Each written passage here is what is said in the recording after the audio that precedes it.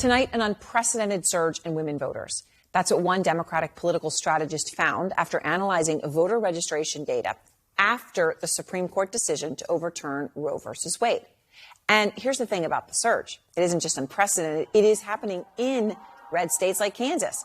You remember voters there overwhelmingly rejected an abortion ban last month. And it's also in swing states, including Pennsylvania, Michigan, and Wisconsin. So there are now 9 weeks until these crucial midterm elections. And the question is, what was once seen as going to be a sort of Republican surge and wave, could this now be the opposite? Out front now, Tom Bonier. He's the Democratic political strategist behind this new research, along with Abby Phillip, our anchor of Inside Politics Sunday and senior political correspondent. So, Tom, let's just start with the phenomenon that we're seeing. You have been doing this for nearly 30 years, and you say that the surge that you are seeing in new women voters is unlike anything you have ever seen. What stands out to you the most about the trend? Well, really, it's exactly what you said. I mean, if you think of the context of this election, this was supposed to be a red wave election. And there was that expectation really after even the Dobbs decision. We didn't see anything changing until, as you mentioned, we saw the Kansas results. And a lot of people, myself included, were very surprised, not only by the win there for the pro-choice position, but the margin of the win. And so we set forth to look at that and better understand it. The number that we saw there was absolutely shocking. When you look at after Dobbs in Kansas from June 24th, when the decision was handed down, women were out registering men in Kansas by a 40-point margin. They accounted for almost 70% of registered voters. Wow. I've never seen anything like that in my career. And it was clearly what drove the victory. And as you said, we're now seeing that repeated across the country, including in red states. It is pretty stunning. I mean, 40 points. Abby, you're seeing this now in politics on the ground. Pennsylvania Republican Senate candidate Dr. Mehmet Oz made it clear earlier that he doesn't have strict abortion views, or he's trying to say that now. Here's how he's putting it. There should not be criminal penalties for doctors or women regarding abortion. I'm, strongly pro-life, but I have 3 exceptions: life of the mother being an important one, rape, and incest. So, Abby, he's giving exceptions, and he's saying there should be no criminal penalties. He had earlier referred to abortion as murder during the primary. But I'm just giving him as an example. We have seen Republican candidates scrub their campaign websites of past hardline anti-abortion views. Are Republicans really worried right now, Abby, that overturning Roe v. Wade could basically undo what they expected at the midterms?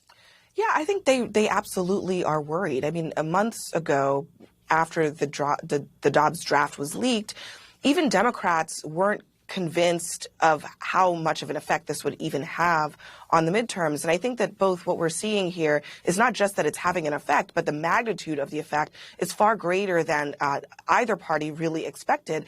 And the problem for candidates like Dr. Oz, like people like Blake Masters, the Blake Masters in Arizona, is that these candidates are not going to be able to separate themselves from what the far right wing of their party has been saying for 50 years when it comes to abortion. Yeah. And that is that they want it to be outlawed. And the exceptions for rape and incest and life of the mother, that's not necessarily going to be enough to undo what has basically become common knowledge in this country. You don't have to go that far to explain this issue to American voters. It's everywhere they go. And I think that's one of the reasons that you see it resonating so deeply and so widely across the electorate. So, Tom, the big question is, you talk about Kansas and that nobody saw that coming. And then you went and looked, right, in the 40-point margin in terms of women out registering men after the Dobbs decision. I also mentioned from your research that you're seeing this sort of women's surge in registration in Pennsylvania, Michigan, Wisconsin, swing states. This could be an incredibly significant thing. What are you seeing in those swing states? What we're seeing is that the surge isn't just more women registering, which by itself is significantly impactful, but the women who are registering are much younger. When we look again at the Kansas results, but seeing the same data in states like Pennsylvania, Wisconsin, Ohio, Michigan, is that the women under the age of 25 especially are really surging in their registration. In Kansas, They accounted for about a third of the new registrants before Dobbs. After Dobbs, 52%. And these younger women are more likely to register as Democrats. So certainly in terms of the landscape potentially being reshuffled in the final 9 weeks, that data is suggesting that that is what's happening. Abby, it is pretty stunning when you think about it in that context. And yet President Biden is not really talking about it. Speeches yesterday on Labor Day touting legislative wins didn't mention abortion. Should he be doing that, or does the math, the numbers that Tom's talking about, show that he doesn't actually even need to?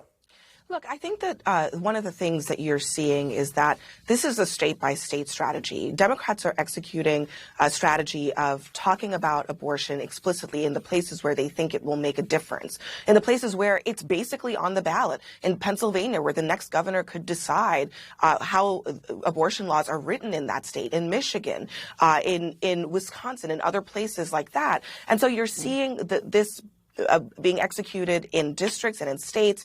But at the national level, Biden is talking in general terms because they believe that that is how you have to do it with broad strokes. Abby, Tom, thank you both. And next, more officers, more monitors, an 8-foot fence. That's what they're doing in school, elementary school in Uvalde, where